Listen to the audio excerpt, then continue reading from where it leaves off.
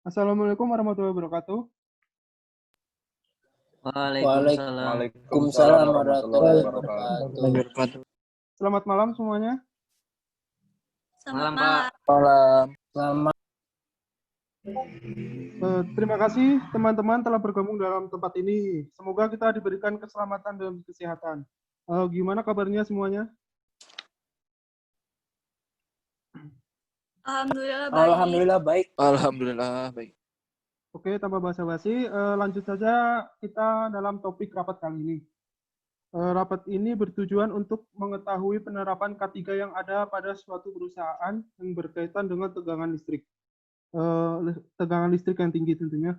Karena K3 sangat perlu diterapkan pada perusahaan untuk meminimalisasi suatu kejadian kecelakaan kerja. Untuk memuluskan maksud saya, penerapan K3 di perusahaan sehingga perlu adanya pembentukan suatu P2K3 atau panitia pembina keselamatan dan kesehatan kerja pada perusahaan yang berkaitan dengan listrik. Untuk P2K3 juga dapat peraturannya, yaitu pada Permenaker RI nomor 4 tahun 1987. Karena perusahaan yang berkaitan dengan listrik sangat rentan dengan kecelakaan kerja, sehingga perlu adanya suatu P2K3 untuk meminimalisasinya. Tujuan dari K3 di perusahaan tinggi yaitu pertama, menjamin kehandalan instalasi listrik sesuai tujuan penggunanya. Yang kedua itu mencegah timbulnya bahaya akibat listrik. Ada beberapa bahaya akibat listrik bagi pekerja yaitu yang pertama, bahaya sentuhan langsung. Contohnya itu misalkan menyentuh aliran yang bertegangan tinggi. Terus yang kedua itu bahaya sentuhan tidak langsung. Contohnya itu tersambar listrik atau kesalahan pemasangan sehingga ada aliran listrik yang mengalir ke benda penghantar listrik. Yang terakhir itu adalah bahaya kebakaran. Karena konsleting listrik akibat kesalahan pekerja atau faktor lainnya. Itu tujuan dari pembentukan suatu P2K3. Mungkin ada teman-teman yang mau menambahkan atau berpendapat lain? Mungkin saya akan menambahkan Pak sedikit tentang manfaat P2K dalam perusahaan kelistrikan.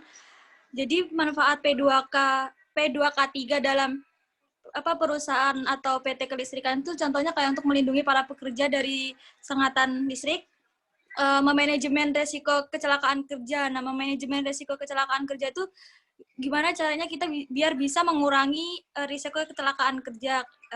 Contohnya kayak zero accident. Terus kedua, bagaimana biar kita tuh bisa melindungi para pekerja dari resiko. Nah, kemudian kita menganalisa risiko yang terjadi. Nah, risiko yang kemungkinan terjadi itu kayak contohnya setelah dianalisis resiko kemungkinan kan persiapan keamanan guna mengurangi kecelakaan kerja dan melindungi pekerja. Mungkin segitu, Pak.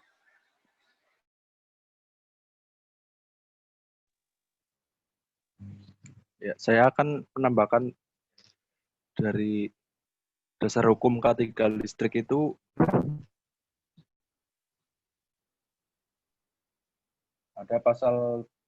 ada dari Undang-Undang Nomor 1 Tahun 1970 tentang keselamatan kerja. Itu pasal 2 ayat 1 huruf Q. Setiap tempat di mana listrik dibangkitkan, ditransmisikan, dibagi-bagikan, disalurkan dan digunakan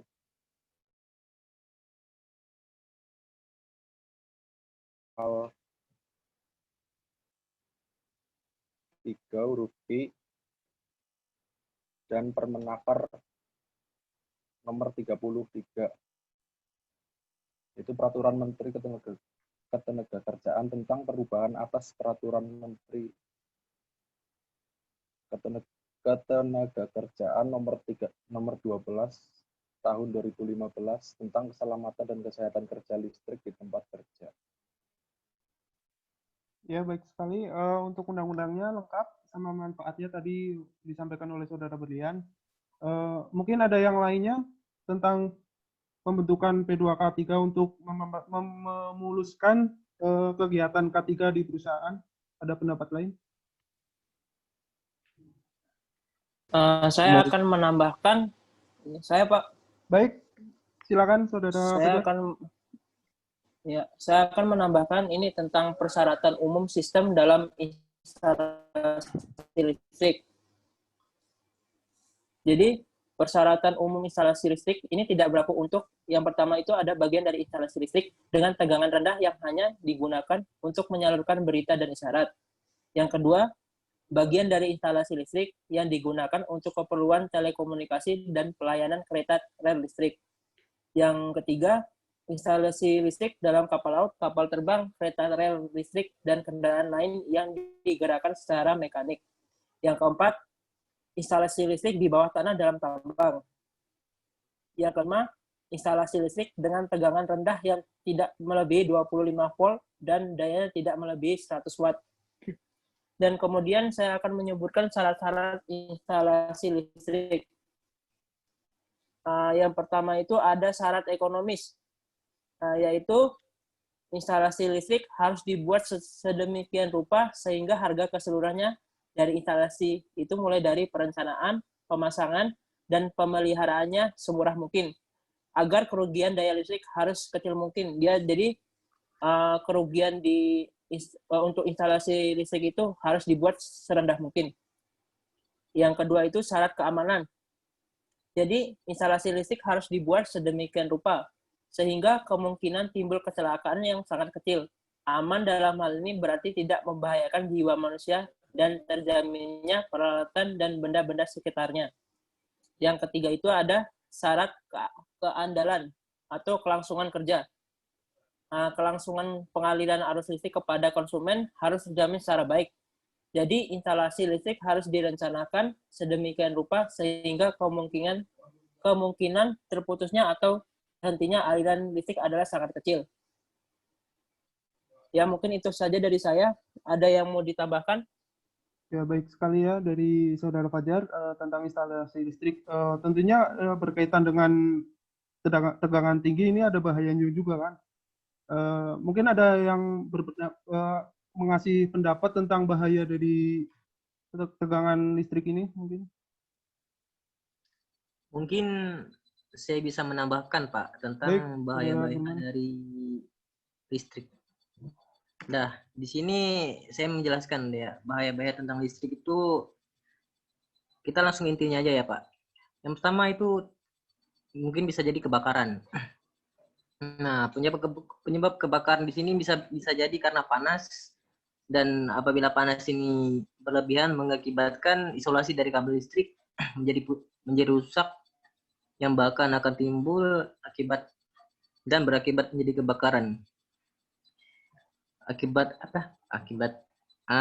Mungkin faktor yang kedua itu akan terjadi peledakan. Nah, peledakan di sini mungkin akibat peledakan di sini ialah ukuran kabel yang tidak memadai. Salah satu faktor yang menentukan ukuran kabel atau penghantar adalah besar arus nominal yang akan dialirkan melalui kabel atau penghantar tersebut sesuai dengan lingkungan pemasangannya, terbuka atau tertutup. Dasar pertimbangannya adalah efek pemanasan yang dialami oleh penghantar tersebut.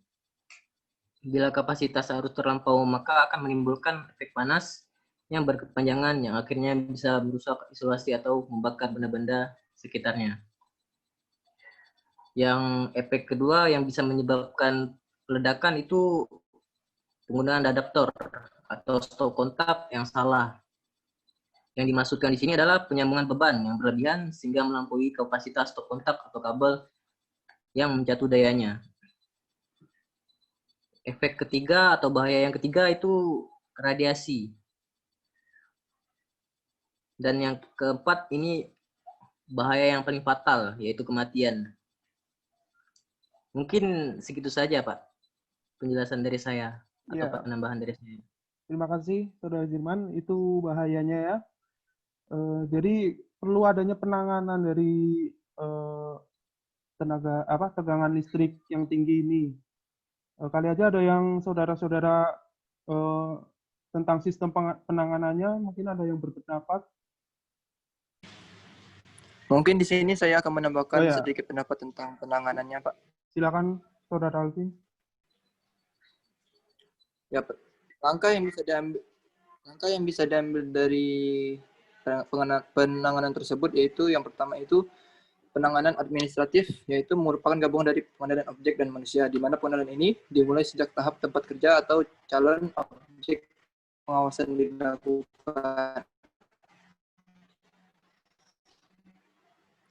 Yang pertama, perencanaan instalasi listrik, characteristic supply, macam kebutuhan akan listrik, dan kondisi lingkungan. Yang perencanaan instalasi harus menjamin pertama dan kedua berfungsi sebagai penggunaannya.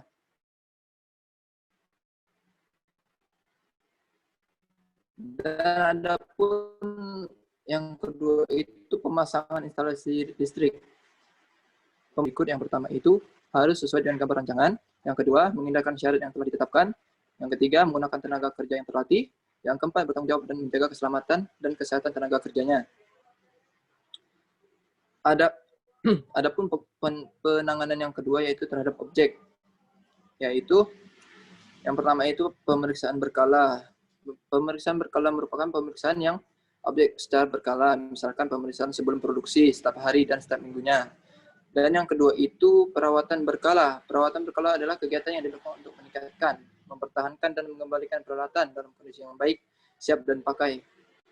Perawatan dimaksudkan sebagai usaha preventif dan pencegahan agar peralatan tidak rusak dan tetap terjaga dalam kondisi baik, siap beroperasi. Perawatan dilaksanakan secara berkala selama tiap bulan ataupun 3 bulan sekali.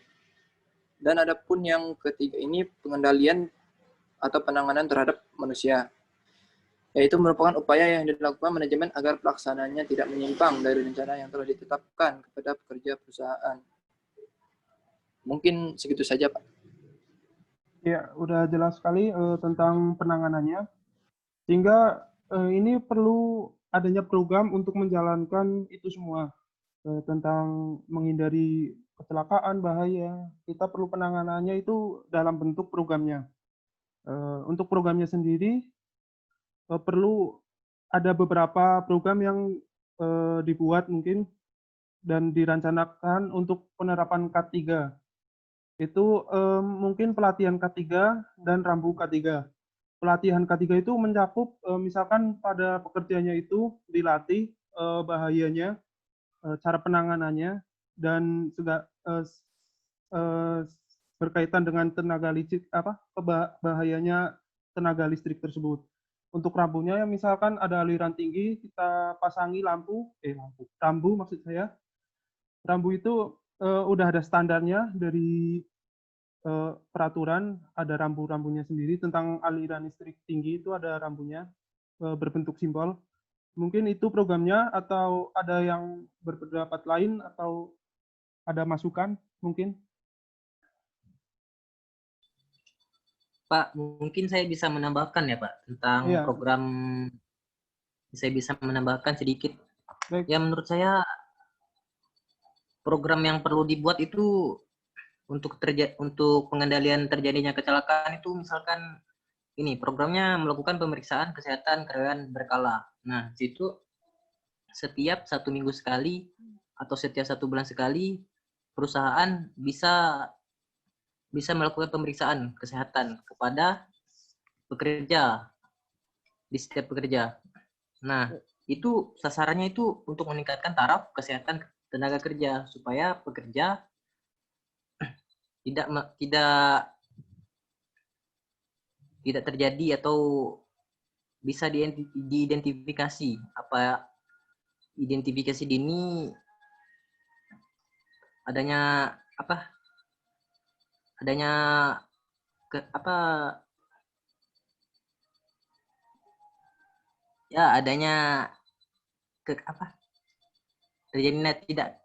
tidak atau kurang sehat gitu Pak.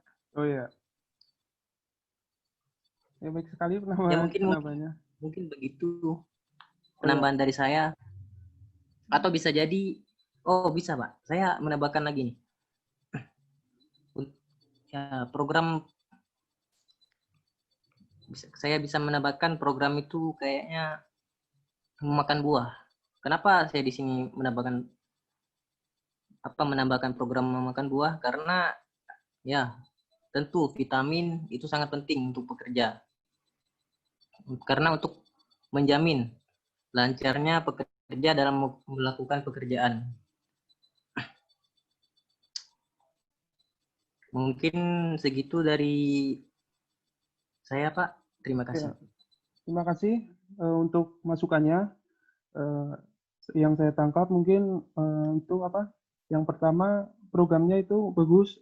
Misalkan maksudnya kan pekerja yang rutin ngecek kesehatan itu kan supaya pekerjanya itu sehat. Jika pekerjanya itu sakit, mungkin kan tidak konsentrasi ya jika bekerja gitu ya. Bagus sekali ya. Untuk gizi juga perlu sebenarnya untuk program itu. Tapi biasanya di perusahaan udah disiapkan tentang makanan itu, tentang gizi lah udah diatur oleh perusahaan. Mungkin ada pendapat lain dari teman-teman atau setuju dengan pendapat yang kita sampaikan programnya?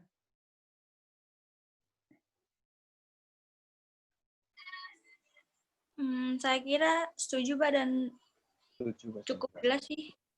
Ya. Mungkin dari saya cukup, Pak. Ya, dari saya juga mungkin cukup.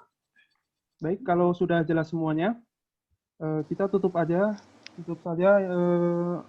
rapat kali ini. Terima kasih teman-teman sudah hadir dalam rapat ini untuk membahas tentang pembentukan panitia kesehatan dan keselamatan kerja. Semoga dengan adanya program dan pembentukan P2K3 ini bisa memperlancar penerapan K3 di suatu perusahaan. Sekali lagi, terima kasih semuanya. Amin. Amin. Terima kasih Sama-sama. semuanya. Semoga sehat selalu, kesehatan selalu Sama-sama. diutamakan supaya kita bisa bertemu di lain waktu. Dan doakan semua COVID ini, pandemi ini berlalu dan kita bisa beraktivitas seperti dahulu kala. Amin. Cukup sekian dari saya. Amin, amin ya Bal, amin. Semoga bermanfaat untuk rapat ini. Wassalamualaikum warahmatullahi wabarakatuh. Waalaikumsalam warahmatullahi wabarakatuh. wabarakatuh. Terima kasih, Pak. Terima kasih, Pak. Ya, Terima kasih Pak.